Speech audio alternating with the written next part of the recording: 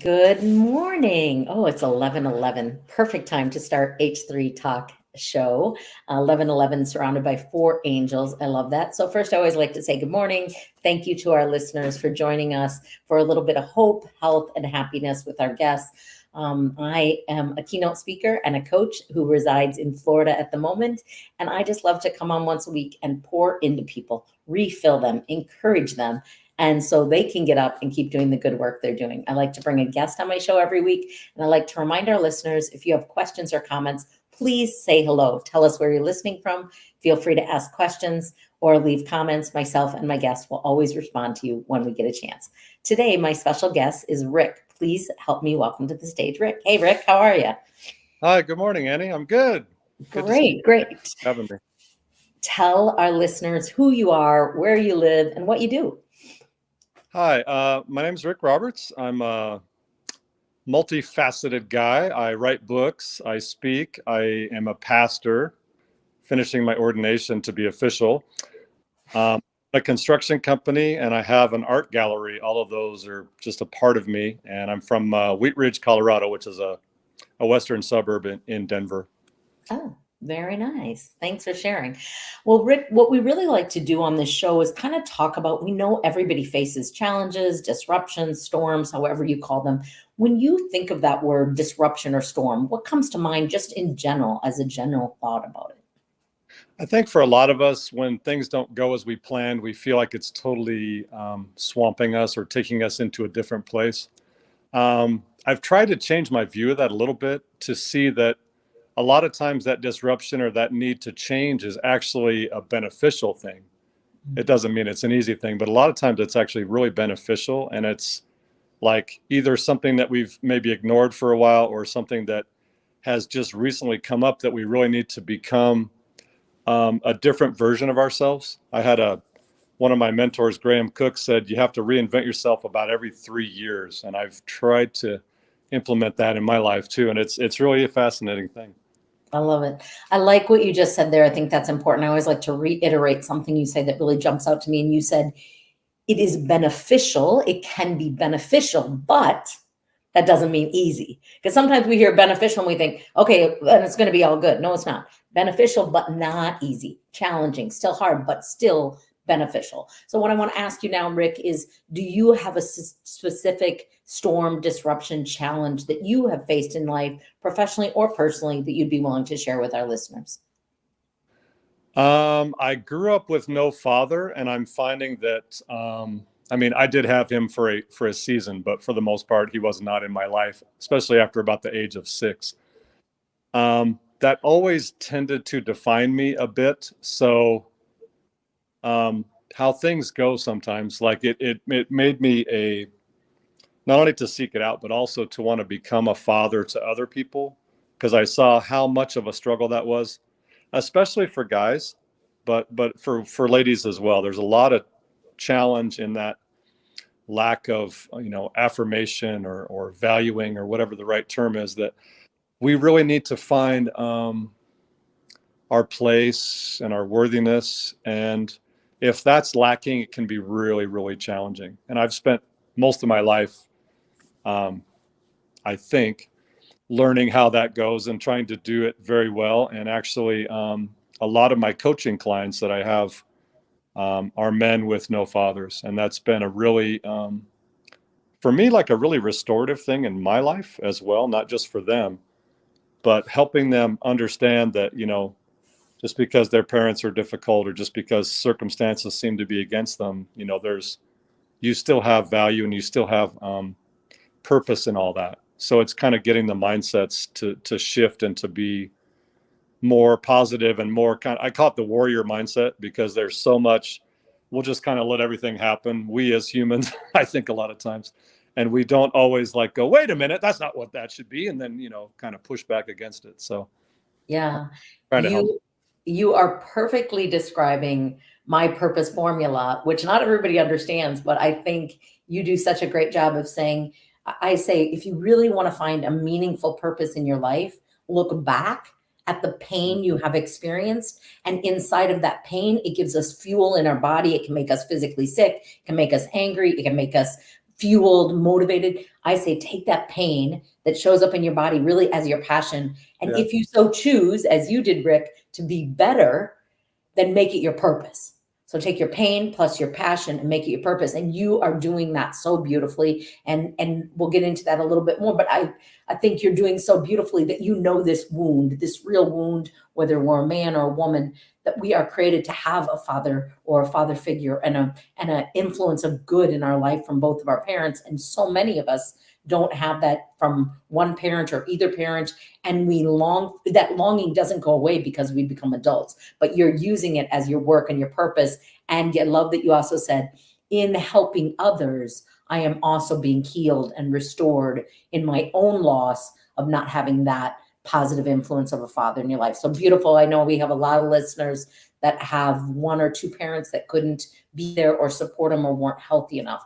So what I want to know about you, Rick, is how did you, because we have a choice. I always think when we get to that equal sign, we get to decide, I'm going to be pissed off the rest of my life. It wasn't fair. I didn't have a dad.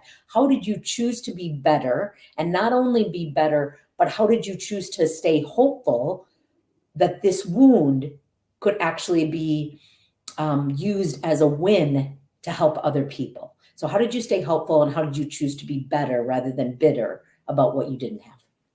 Well, the scene of our greatest tragedy can also be the scene of our greatest triumph. That's how I describe it. Yeah.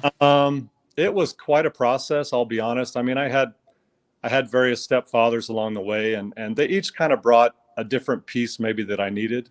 So that was helpful. I had some really good coaches. I was big in sports, and that was something that, not only the channeling of the stress piece that's really helpful for a lot of guys, but also just being able to achieve and have the camaraderie and all those pieces. I think believe it or not, the biggest impact was from a radio show interview that I listened to. Okay. I was probably in my early 20s, and the guy was talking about his father, and his father was a piece of work, shall we say. He was having a lot of struggles, but one day he decided he was going to kill the family by driving his car through the house, if you can imagine. And thankfully the car got stuck. It didn't actually hurt anybody, but just the idea of that. And I thought, wow, okay, maybe my life isn't so bad. When you see what other people go through, you can realize that maybe your story isn't quite as bad as you thought. Yeah. But the thing that he said after a little bit more of the interview, he said, one day the Holy Spirit dropped this on me when I was in the middle of a concert. He was a Christian musician, and he was in the middle of a concert playing the piano, playing a song. And just out of nowhere, the Lord dropped this on him and said, so what do you think happened to your dad, that kid that you know, that made him into the person that you knew? And I was at work at the time, and I almost wrecked my car. It was like so profound, because I had never seen him as a person before, or as, a little guy. What did he go through? What were his struggles? What kind of things shaped him? Why was he so, unemotional and so unable to connect? What happened to him along the way?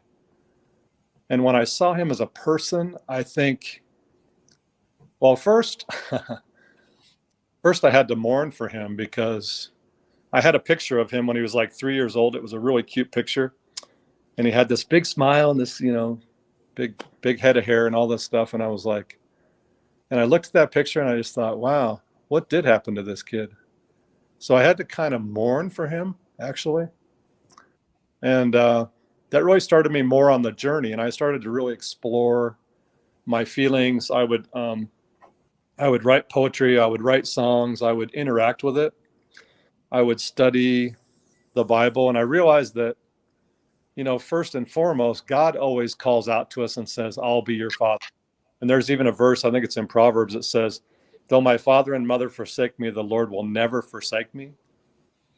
And when I latched onto that one day, then I realized that he had been here the whole time. And he was always being my father, and he was always providing things I didn't understand or recognize. I didn't come to him till, much later than a lot of people, when I was like 22. And so he started to reveal things to me about who he was, about how he was there with me in a lot of difficult days and circumstances that were not, easy to understand. And it's a process. I think people just want to like flip a switch and kind of just get over their stuff like that. And it's so unrealistic to think of it that way, because there's a lot that you need to process, and it's okay to take your time. It's okay to, oh, I've been working on this for 10 years. How can I still be in this place? Whatever. There's no time limit. There's no set formula for any of this. It's really important to just trust the process. The process is more important than the time or even the destination, because you get to go digging for treasure sometimes, and it's really remarkable the things that you'll learn and that will be revealed to you. Yeah.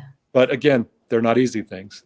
You have to do some work. You have to really get honest and take a real honest look at, yourself and your circumstances and the situations around you. And that's and so amazing to help people see that, to ask them poignant questions. Sometimes you ask somebody a question, they like, okay, I need like 2 weeks just to think about that one, because it's just, they hadn't thought of it yet. You give language for what they're thinking or what they need to think about, and it's like, it just opens up a whole new door of possibilities. It's really a fun thing to do.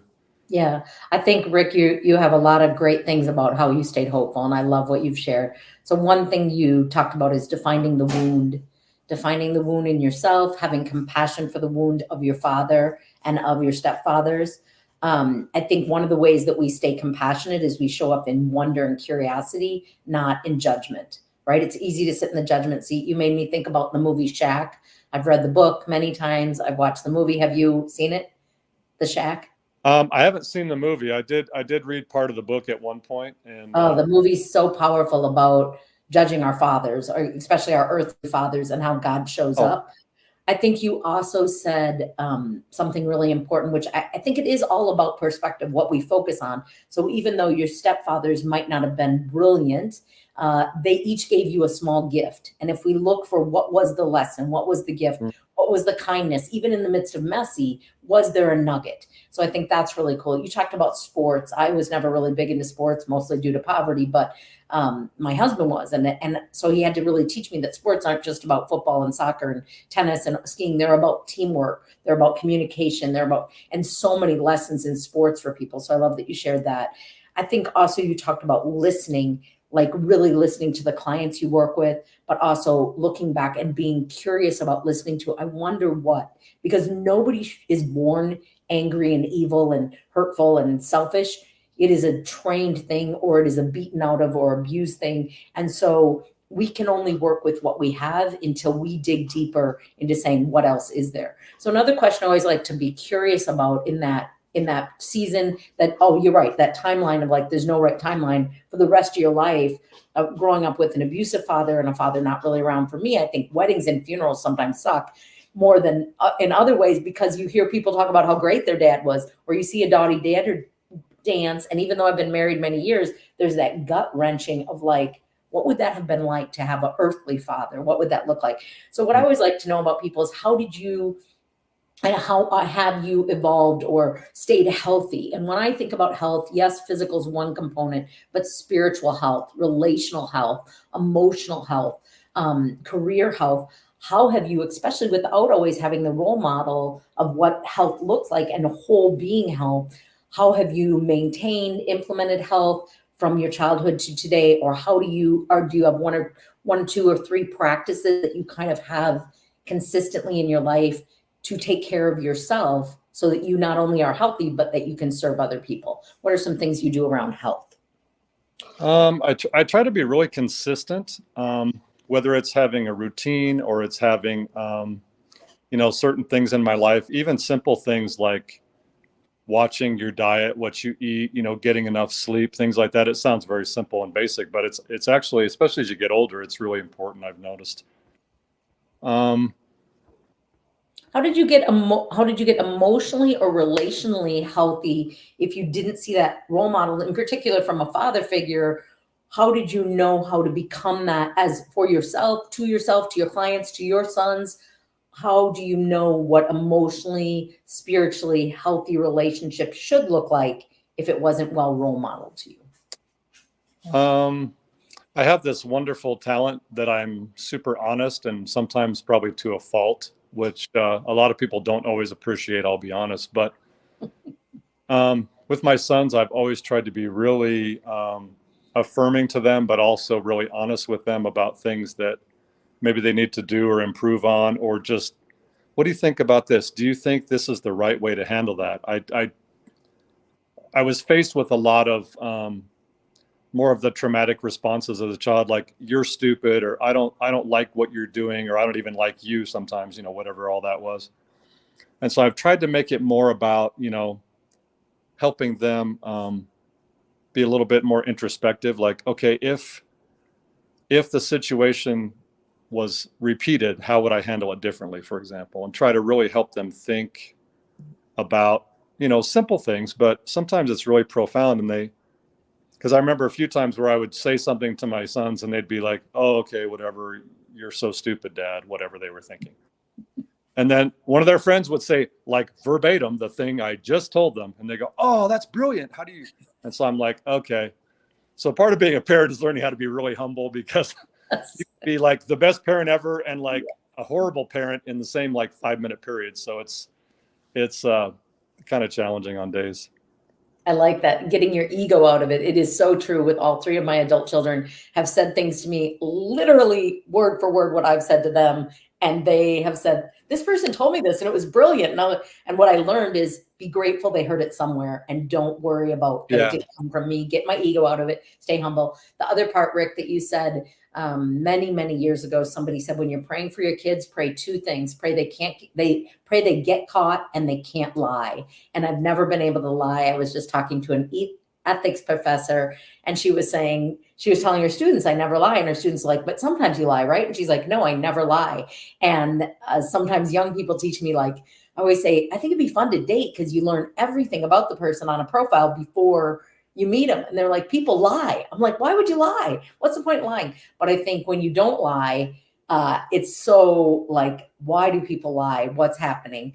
So I always think it's such a gift to be able to be honest. It's such a gift to raise your kids up. And even if they're not always honest, to pray they get caught and that they're not good liars. So I think that when you can't lie, it helps you stay honest with yourself and stay honest with other people. So that's a great example. One of the other things that I know, owning 2 gyms for 12 years, working with thousands of clients, is yes, nutrition matters, movement matters, and taking care of ourselves. But laughter matters. Laughter really is one of the greatest medicines. So I want to know, how did you stay happy? How did you find humor and happiness and laughter in the midst of the hard seasons in your life? Is there anything that you seek out or that you recommend to your clients to find and discover happiness and joy in the hard seasons of life? There were a few things. I really pressed into music and art because there was so much creativity and joy in that for me. I guess based on my giftings and who I am and what I love, it really spoke to my heart and it gave me a way to express myself.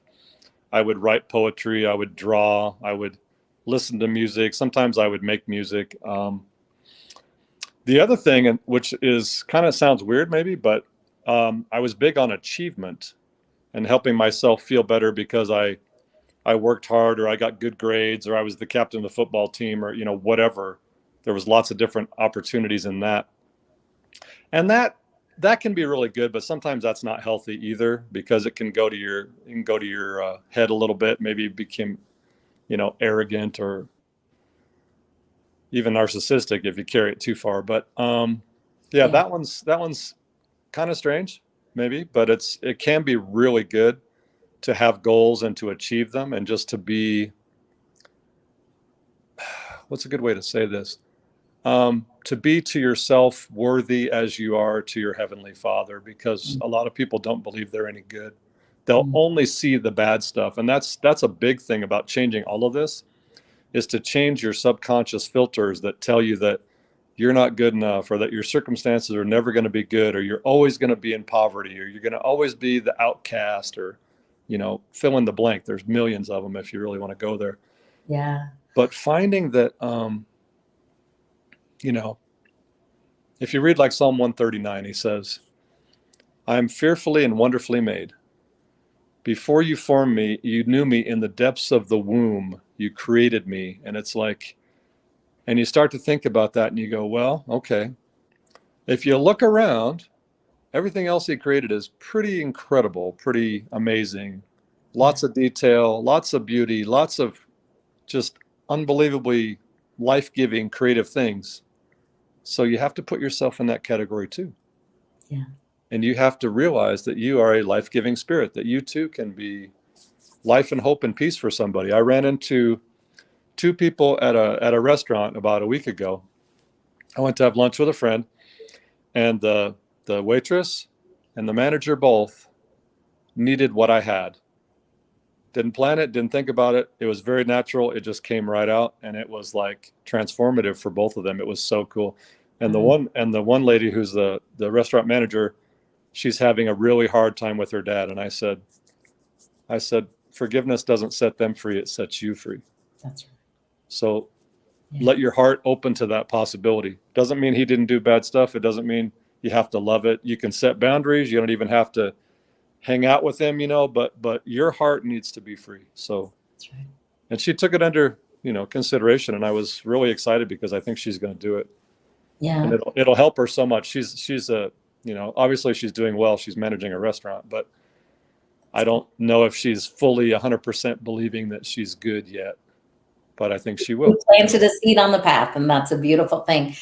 Two things I want to say, Rick, is number one, I love that creativity brings you joy, whether it's music or painting or art or expression. That's such a gift. And so many of our listeners, you get stuck in like forgetting that you are created to be creative. So that's a great one. The other thing is, I think immaturity in young teenagers and athletes can sometimes lead to arrogance.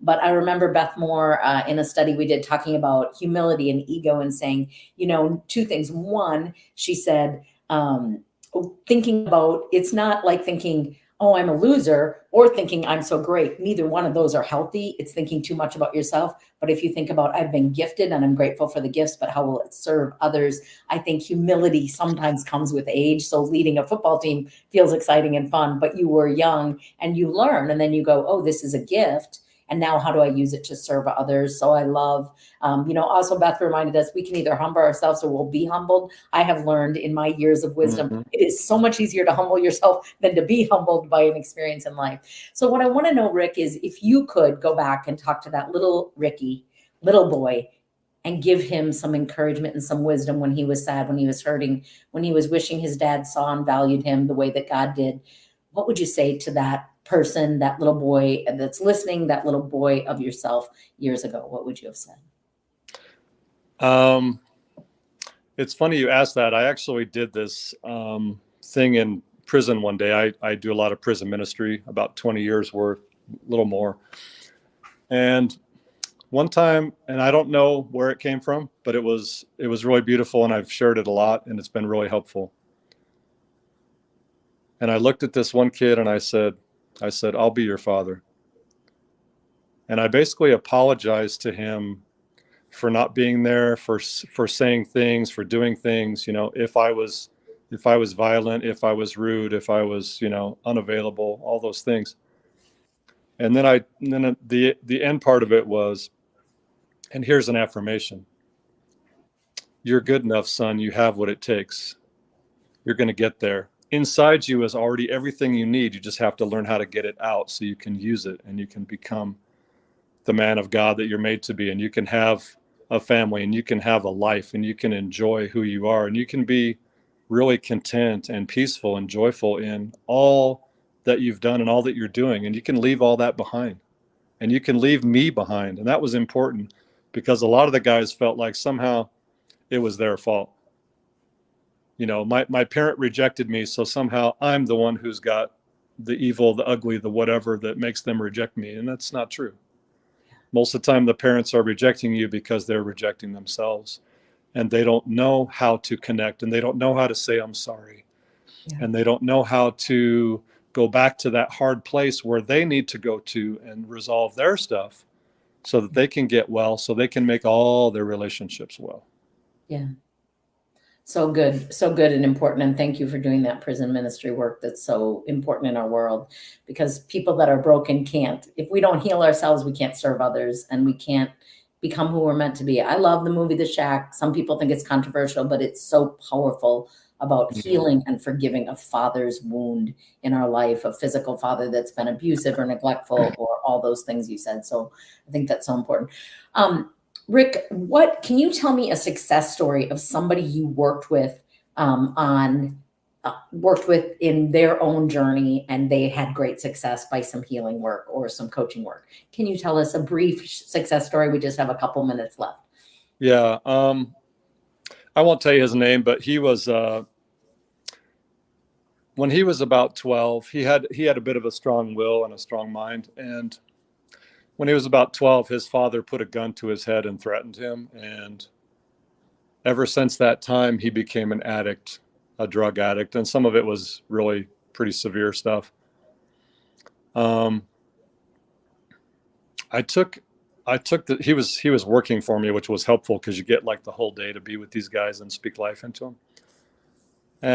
And I just started with really gentle stuff like, just because you were treated that way doesn't mean that means you're bad, or that means that you're no good or something.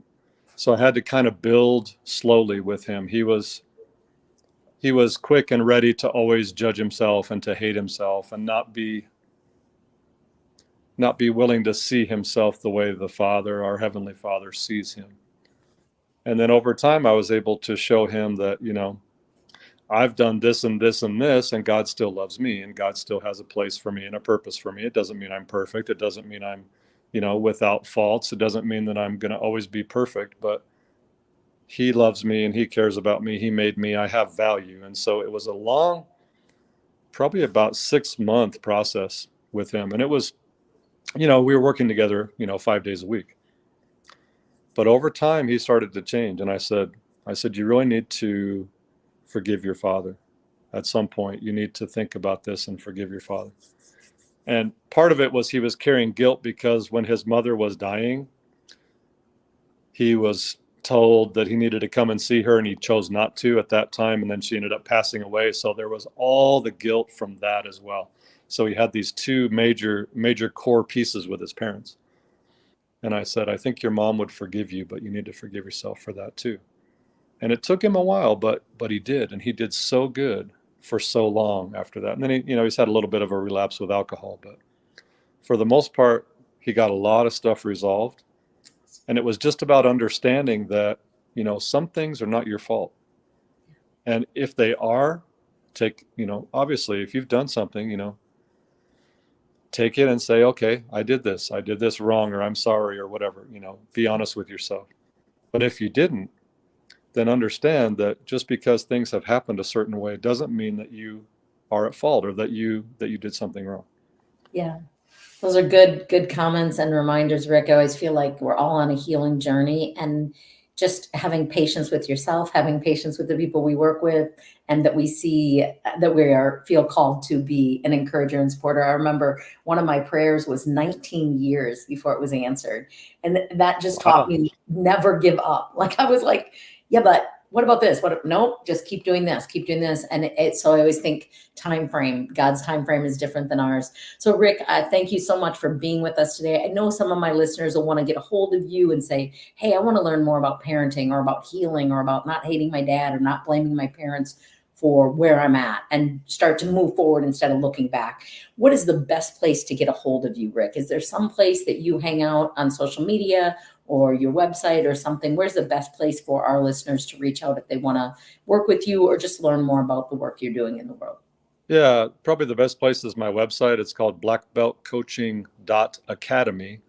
Okay. And I have a lot of testimonials, some resources, and certainly some opportunities. I usually do like at least a 30-minute free, just kind of let's talk about stuff and see where you are, see if I can help you. And if there's a need to go further, then we will. And if not, then it's totally free, and it gives people a chance to hopefully have a different perspective, because that's what I want to try to bring. And everything is, maybe you're looking at it from the wrong angle. So let's take another look and see what it really looks like.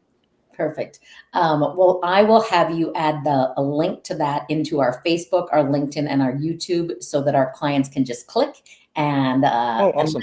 connect with you. But thank you so much for being here. Thank you for sharing your wisdom and encouragement. Thank you to our listeners. Remember, whether you're watching live or recorded, feel free to put questions in the comments, and Rick and I, both of us or either of us, will respond to every comment made or question asked. We're here to support you. So I hope you all have a hopeful, healthy, and happy rest of the week, even as we walk through the hard stuff. Thank you, Rick, for being here. See you next week. My pleasure. Goodbye, everybody.